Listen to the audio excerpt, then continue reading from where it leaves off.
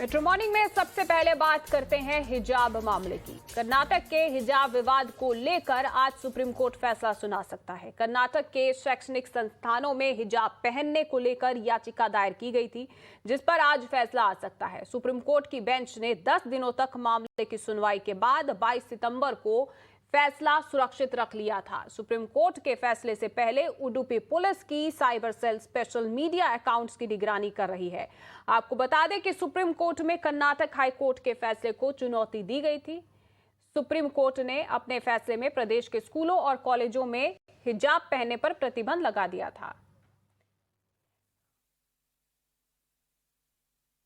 Educational institutions, and so this judgment will be coming exactly 7 months after the High Court judgment, and we had in fact seen 10 days of stormy hearing where top legal luminaries like Rajiv Dhawan, Kapil Sibal, Devdutt Kamath, Sanjay Hegde had in fact argued for the petitioner aggrieved girls and argued that hijab was a symbol of decency, morality, faith and right to religion. They had argued that hijab is an essential religious practice and intrinsic and integral to Islam. They had also argued that several high courts have ruled that women have a right to choose a dress according to religious injunctions, and that is a part of fundamental freedom of religion. They had also argued that denying access to the students who are wearing hijab to the class is not only a violation of right to freedom, but also right to equality, that is right against discrimination, and also right to education. At the same time, the Karnataka government had vehemently argued that hijab is not such a religious practice, and when pitted against a collective interest of an institution, the collective institution rights of the institution gets primacy over the individual freedom of religion, and also had argued that freedom of religion may be a fundamental right, but no fundamental right is absolute, and they are subject to reasonable restriction. And one more very interesting point is that as per the Supreme Court cost list, both the judges will be writing two separate judgments, and the point of interest will be whether they are concurring or a split verdict, because going by the tone and tenor of the hearing, Justice Dulia and Justice Hemant Gupta had differed on different aspects of this matter. So all eyes on the Supreme Court when the judgment will be delivered at 10:30 a.m. तो हमें हरीश लगातार जानकारी दे रहे हैं। आज एक अहम सुनवाई होने वाली है इस मामले पर। आपको बता दें, फैसला आएगा हिजाब विवाद को लेकर। कर्नाटक में काफी लंबे समय से इस पर विवाद चल रहा था। मेरी सहयोगी नेहा भी बेंगलुरु से जुड़ चुकी है मेरे साथ।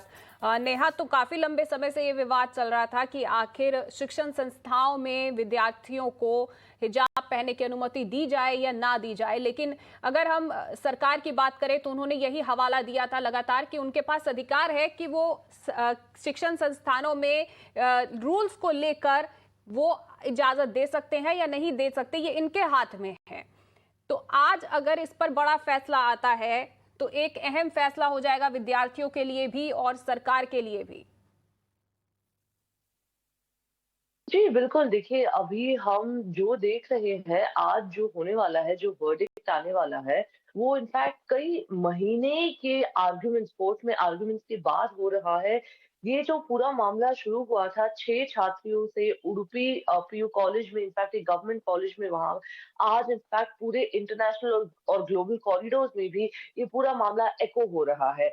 ऐसे टाइम पे इनफैक्ट हम आपको ये बता दें कि तब जब 2021 में ये मैटर इनफैक्ट दिसंबर में जब ये प्रोटेस्ट शुरू हुए थे, और आज जो हम पूरा देख सकते हैं कि इनफैक्ट कर्नाटक हाई कोर्ट ने यही अपहोल्ड किया था तब कि हिजाब जो है वो एसेंशियल रिलीजियस प्रैक्टिस नहीं है इस्लाम का, और इसी कारण से उन्होंने वो ऑर्डर इशू किया था कि कोई भी तरह के रिलीजियस सिंबल्स को इनफैक्ट नहीं पहनना चाहिए स्कूल्स और कॉलेजेस में।